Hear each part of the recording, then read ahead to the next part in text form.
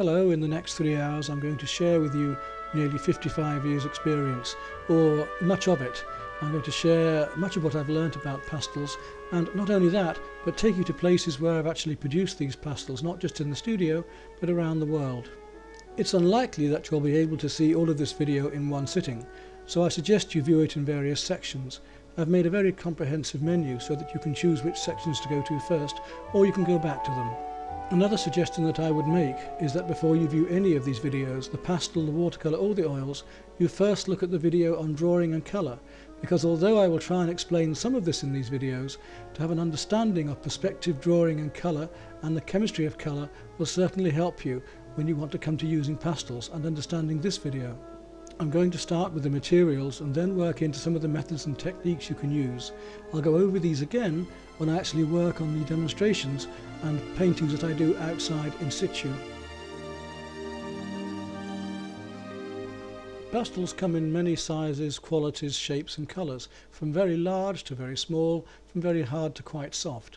Generally speaking, the softer the pastel, the more expensive and the higher quality it is. Pastels are simply pigment held together by a small amount of gum arabic. To prove this, if you have a lot of pastel dust left over or old bits of pastel, you can crush them up, grind them, mix them together with water, and when they dry out the paste will form another pastel. Quite a useful way of using up all those old pastels. Now the materials most commonly used to work on. Here's one of the most ancient, papyrus. And the next is glass paper. Not sandpaper, but a special glass paper which can be obtained from a specialist shop. Here we have specialist Tibetan papers, handmade papers with wonderful textures, seeds and leaves in them. Ordinary watercolour papers can be used. And here's a lovely paper called a velvet paper with a velvet surface. You can see a little bit of pastel I put on to show you. Then we have the proper pastel papers. Here are two Ingres papers. These are not oil pastels, these are soft pastels, and they are made basically with a small amount of gum, pure pigment, ground down to quite a fine pigment, not as fine as watercolour, but like watercolour. Here you see basic examples of all of the main methods, here stippling and cross-hatching. By all means have a go at some of these yourself with pastel and experiment, feathering with little short directional strokes. You'll see me using all of these during the paintings I'm going to demonstrate. And yet again, another pastel on a red ground this time, on pastel paper, an acrylic red ground. Here's a large pastel on glass paper. And finally a small loose demonstration done in an Ingres sketch pad. I've become very fond of using acrylic inks. Here you see me working on an easel in Norway. It's quite a comfortable little easel and stool, and I can pack it away under my arm and carry it anywhere. But needs must, and you must choose the easel and materials to suit the situation, whether it be a studio easel or a small folding wooden easel, or just resting a board on your lap. These are mixed medium pieces in watercolour and pastel. And once again some of the most interesting effects happen by accident. Here I actually had snow landing on my painting as I was using the pastel. It was freezing. I put the pastel over the top and it gave a very interesting broken and blistered and snowy effect. This one is a mixed medium piece of mine. It's Chinograph pencil in watercolour and pastel. A totally different type of scene and different atmosphere. A watercolour and pastel mix again, looking down across these bays in New Zealand. Took my mid-tones first and then worked outwards to my very lightest underneath, just a little, and just blend a little with my fingers, not too much, just to touch it in. Now that is much fresher than it was before. Again, if I want to come back onto this, put the finger marks, we can do it. Right, now then, we'll take our silhouette, our first silhouette, and we'll lay it in reverse. Distant mountains there already.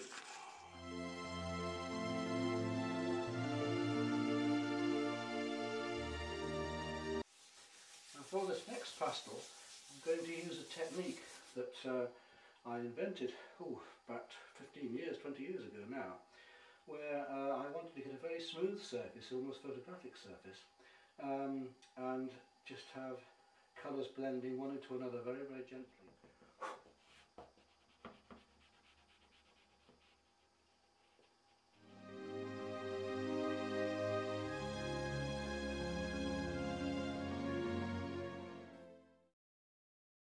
Pink in my sky. That might seem a bit strange to some people because they think of blue skies and blue water and green trees.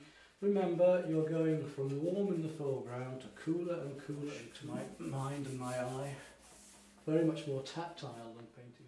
The distant hills here, I can use that very pale blue just to pick out the tops of the tree. I don't have to go any further. Next time you see this, we'll have the finished painting.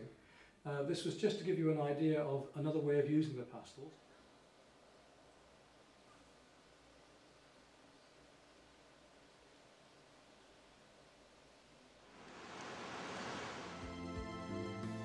Series of stages from the use of the acrylic right through to blending on the pastel on top. You'll see towards the end that I suddenly put a few figures in, again to give it space and perspective and lead the eye through the bay. The surf in the background and all the little details of the palm tree fronds are brought out in highlight till the very finish. The very nature of adventure is risk. As you take a risk, you may waste some paper, you may waste some pastels, but do experiment and do explore. This is how I discovered how to do these lovely flower paintings.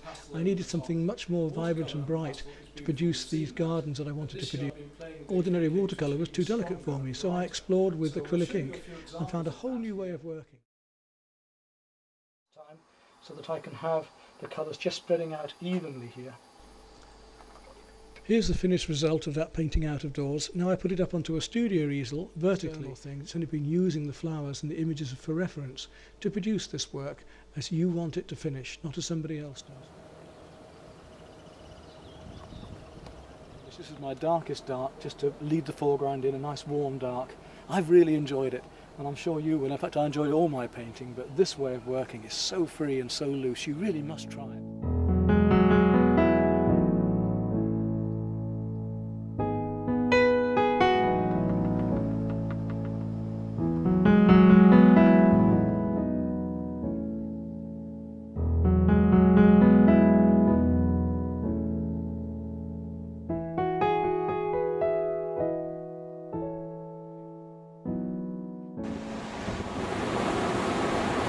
Well, you see, we're getting there. This is just the pastel and water and blending it in. And I've actually been sitting here painting in the rains. It's pouring down.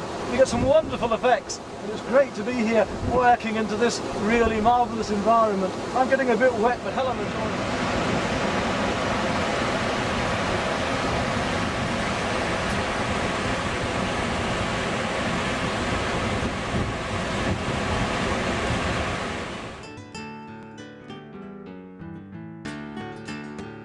This way to give a very lively feeling to a painting, to give a feeling to the water, to give a feeling to the grass, to give a feeling to the sky. 20 minutes.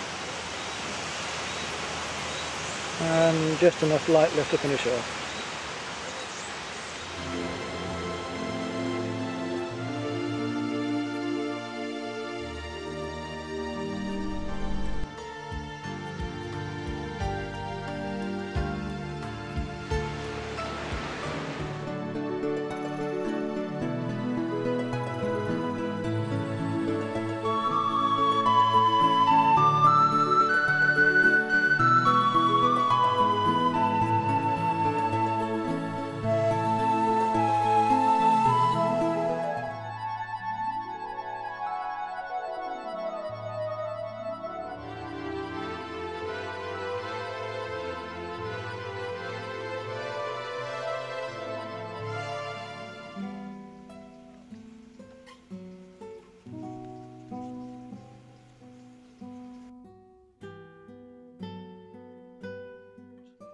Bye for now then.